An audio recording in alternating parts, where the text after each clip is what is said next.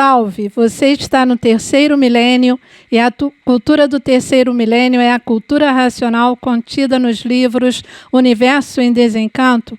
O tema de hoje será as mudanças de paradigmas e a deformação da parte da planície e dos corpos racionais e de onde viemos e para onde vamos.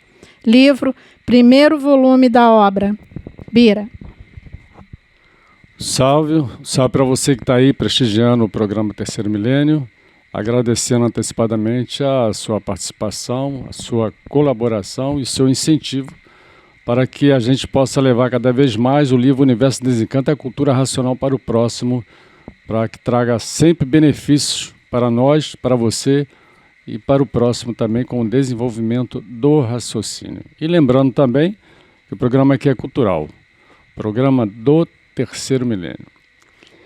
Desencanto, as mudanças de paradigmas. Você já reparou que toda vez que alguém procura refletir sobre algo enraizado na sociedade, dependendo de quem e de onde esta pessoa está, esta pessoa ela pode ser descredibilizada de forma maldosa e às vezes refletir um certo preconceito. Somos bloqueados a não fazer uma reflexão sobre diversos assuntos. Esses somos, eu digo, a humanidade de um modo geral, né? Teorias, acontecimentos, dogmas religiosos, acontecimentos científicos e todo acontecimento considerado relevante, tanto científico quanto religioso. A melhor maneira de analisar uma teoria ou um grande acontecimento é pesquisar os principais acontecimentos históricos da época. Veja se na época do acontecimento houve guerra, estava saindo recentemente de alguma guerra, quais acontecimentos políticos relevantes, quais as formas de governo da época, quais os ideais políticos que estavam surgindo na época, qual o interesse geopolítico de quem anunciou ter conseguido alguma grande façanha, e etc. por aí afora. Qual o motivo de ser colocado no inconsciente coletivo de que este ou aquele assunto não pode ser questionado? É uma pergunta. Quando alguém diz que não acredita em uma façanha ou um acontecimento considerado histórico, não se deve desacreditar ou querer ridicularizar este alguém, descredibilizando a pessoa. Se deve, sim, incentivar esta pessoa a usar sempre o seu discernimento, por mais estranho que possa parecer uma descrença de um fato. Quem diz que informou uma verdade tem a obrigação de explicar e mostrar para aqueles que não acreditam no acontecimento ou na teoria. Mostrar de forma clara, sem deixar espaços para interpretações dúbias. Tem que ser explícito, ser claro e não ficar descredibilizando, ironizando, para tirar o foco do acontecimento anunciado, divulgado como se fosse uma verdade absoluta, ainda usando técnicas de propagandas, muitas vezes de forma maldosa, para encobrir um fato que foi anunciado como verdade. Um fato que foi anunciado como verdade, usando técnicas até de guerras. Já dizia, considerado na época um célebre alemão nazista, dizia o seguinte: uma mentira dita 1000 vezes torna-se verdade. Esta célebre frase de Joseph Goebbels, perdoe aqui a pronúncia, que foi ministro de propaganda nazista, usava essa afirmativa, essa máxima, de uma maneira muito maldosa na época, e muito atual hoje em dia até. Quando se mostra clareza nas explicações dos fatos, ajuda as pessoas que têm dúvidas e questionamentos, não bloqueia a reflexão crítica, incentiva a reflexão crítica e se deve ter interesse por esta reflexão de forma equilibrada. Se realmente tiver interesse em mostrar a verdade e interesse em debelar a rudez. Aqueles que dizem terem mostrado uma verdade absoluta nunca, jamais deveriam bloquear o intelecto humano. Talvez exista um motivo intencional para bloquear as mentes. Cabe aqui reflexão. O Universo em Desencanto quebra paradigmas. De que maneira? Fortalecendo os seres humanos, abrindo a mente, desenvolvendo uma parte importante do cérebro, agindo de forma única, natural. já começando na primeira quebra de paradigma. Acaba com os mistérios, com clareza, sem interpretações dúbias. Qual é o maior problema do ser humano? É viver sem se conhecer. Já diz alguns pequenos trechos da cultura racional. A deformação da parte da planície que veio se derretendo, virando goma, e depois de derretida, virou água, ao mesmo tempo que a outra parte da mesma planície que tinha resina, e essa resina, com o calor da luz, começou a empolar. Depois da empolada, começou a torrar, virando cinza. Completar o seu estado de deformação quando a água, penetrando na cinza, com o tempo apodreceu, gerando dessa podridão micróbios de todas as formas. A planície virou água e a resina virou cinza, que é a origem da Terra. É por isso que a Lua regula com a Terra, mexe com a água, com a Terra e com todos os seus feitos que têm ação sobre ela. No 7º degrau mais adiantados, nesse 7º progresso de deformação, já grande parte da planície tinha virado cinza. As virtudes dessa cinza deformada, acompanhe essa parte aí, por favor, com atenção. As virtudes dessa cinza deformada, conforme foi se deformando e perdendo as virtudes, fez com que estas virtudes se reunissem, provocando a formação da Lua. As virtudes das cinzas deformadas, conforme se reuniram, provocou a formação da Lua. A Lua, embora formada, não aparecia, começando a reunir-se nela as virtudes da resina da planície e de alguns restos dos corpos racionais. Um exemplo aqui hipotético. Se eu digo, esse microfone que está aqui na minha mão, que a formação desse microfone foi das cinzas da resina, e eu digo, também é um exemplo hipotético, a formação desse microfone foi das virtudes das cinzas da resina. Há uma diferença de eu falar que ele foi feito das cinzas da resina e se eu falar que ele foi feito das virtudes das cinzas. Tem uma grande diferença aí. Só para a gente ver aquela analogia com a formação da Lua e da Terra. A Lua foi com a formação das virtudes das cinzas da planície. Já a Terra foi da queima de uma parte da resina que se queimou, empolou e transformou nisso que nós chamamos de terra. Portanto, pode ser notado com facilidade que a origem da água goma derretida que se transformou em água. Resina com o calor, empolou, torrou, virou cinza. Temos aí a origem do que hoje chamamos de terra. Entendemos por goma como algo gelatinoso, meio pegajoso, e resina como líquido viscoso que se modifica. Onde estamos querendo chegar? Uma boa pergunta. Há uma reflexão. Podemos dizer que na água podemos navegar com algo sólido. Na terra podemos morar, construir, plantar, etc. e tal. E a Lua, como foi feita? Das virtudes das cinzas deformadas e de alguns restos dos corpos racionais. E o que pode ser compreendido como virtudes de cinzas? Lembrando que cinzas são feitas de calor, que desprende gases, e que gás é matéria. Gás é matéria. Tudo que ocupa lugar no espaço é matéria. Simplesmente não é sólido e nem líquido. Exemplo das nuvens, que são corpos materiais, através do processo de calor, evaporação das águas, transpiração dos vegetais. No céu, são corpos materiais, que no caso são as nuvens, de pequenas partículas de água. Não é sólida, apesar de algumas terem componentes sólidos, como cristais de gelo. Não podem pousar nas nuvens um avião ou um barco navegar, só como exemplo. Pode-se dizer, as nuvens surgem das virtudes das águas e dos vegetais. A palavra virtude deriva do latim virtus, ut, que significa força do corpo, que para a cultura racional significa vida. No universo em desencanto, desencanta a forma como acreditávamos que era a Lua. Podemos entender que a Lua é matéria, assim como as nuvens são corpos materiais.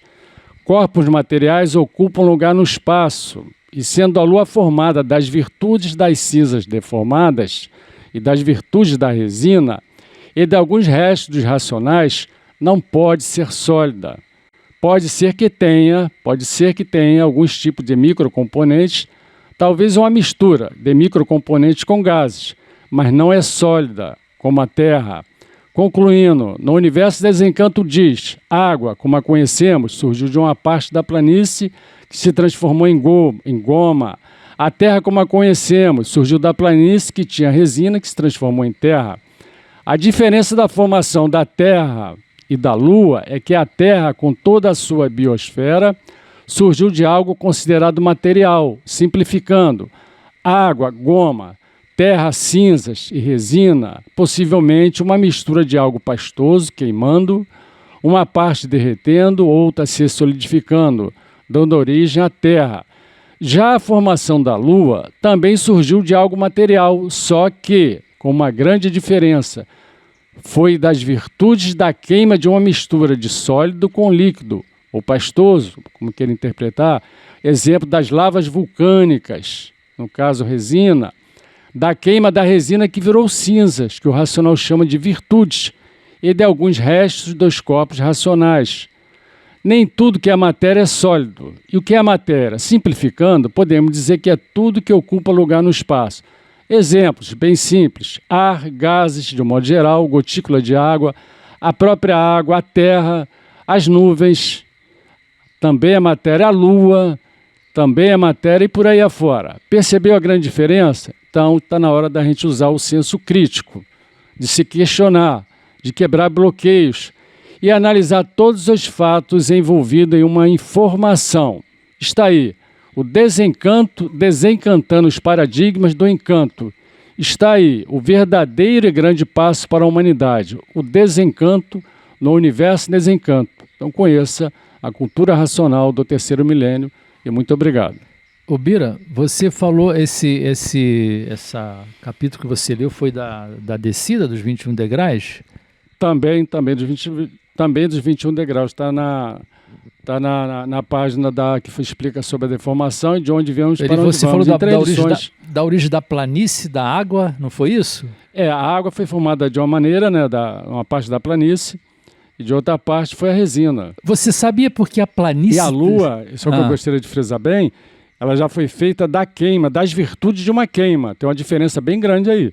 Bira, da formação da Terra, que geralmente as pessoas, às vezes no nosso convívio, falam da formação da Lua das cinzas. Não, ela não foi formada das cinzas, foi formada das virtudes, da essência dessa queima. E uma queima, o que sai? Saem gases certo. E outras coisas mais. Agora, voltando à planície, você sabia por que a planície virou uma goma? Por que a planície virou uma goma? Por causa do calor. Devido ao quê? As virtudes perderam as virtudes racionais, e não o foi calor. Isso? Devido às virtudes dos racionais, que formou o foco de luz, é que começou a esquentar a planície. Começou a esquentar e dessa aí ela foi virando uma goma. Isso. E ela era uma planície de massa cósmica, não é isso, Bira? Sim, sim. Era uma planície de massa cósmica. Devido ao calor... Sólida, ele fala na réplica. Isso aí, ó, sólida. Sólida, então, devido à quentura do calor, Bira, pelo que você me passou aí, você explicou muito bem, devido à quentura do calor, foi transformando essa planície, que era sólida, de massa cósmica, em uma goma. Quer dizer, foi amolecendo. Uma massa cósmica completamente diferente daquilo que nós conhecemos hoje. Inclusive, depois começou a ter os elementos químicos também muito diferentes do que são hoje. Então, dessa goma com calor derreteu, transformou no que nós chamamos hoje de água, e de uma outra parte queimou, empolou. Eu sei, mas no início, no caso, devido à quentura, o foco de luz foi as virtudes que os racionais iam perdendo, não foi isso? O foco de luz foram das virtudes que os racionais foram perdendo. E no caso, esse foco de luz, ele foi esquentando a planície, que era de massa cósmica sólida, e essa planície foi começando a ficar mole.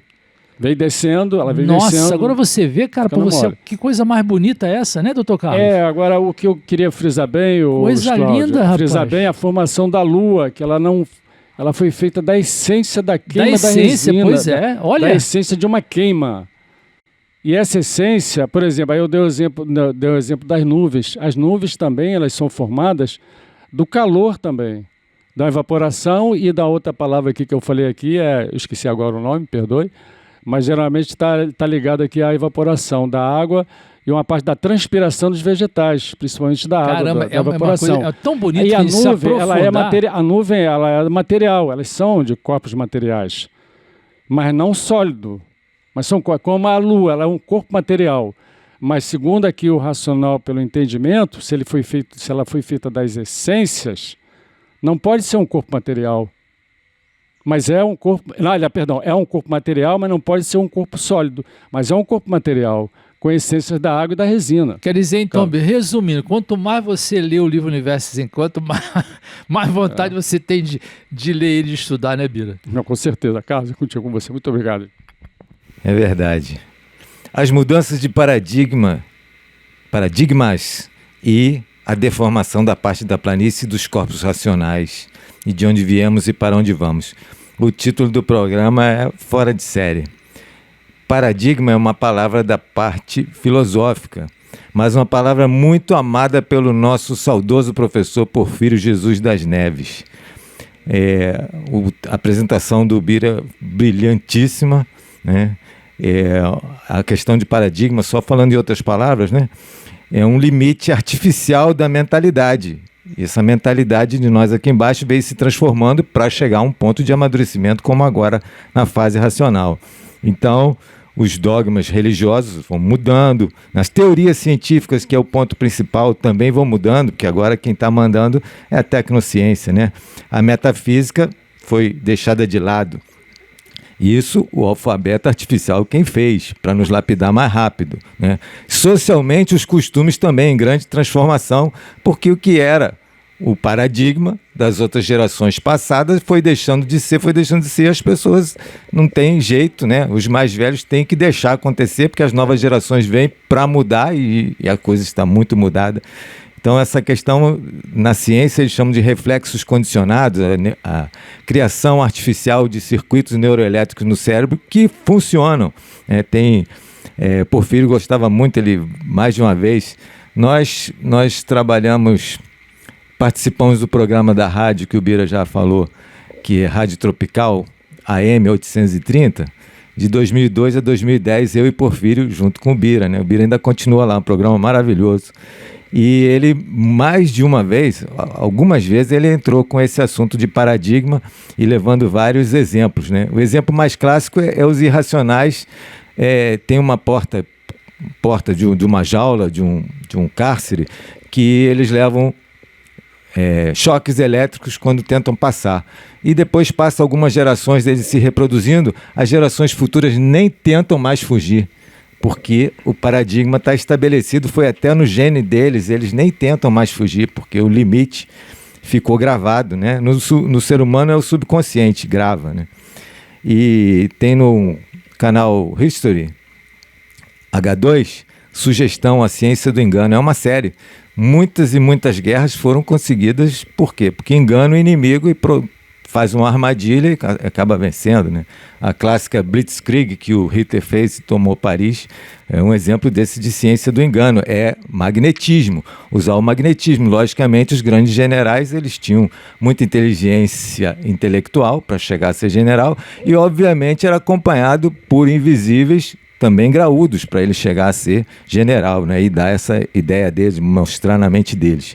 Mas para finalizar, um dos 100 trabalhos científicos melhores do século XX, foi feita uma eleição logo depois da virada do milênio. Um dos 100 trabalhos é clássico, eu já citei outras vezes aqui, doutor neurologista, neurocientista Andrew B. Newberg. Ele participa também daquele filme Quem Somos Nós, que nós já falamos outras vezes, vale ver. 50 anos, ele fala, 50 anos de ciências cognitivas, que é sobre aprendizado, sobre como é que o ser humano aprende e se desenvolve, né?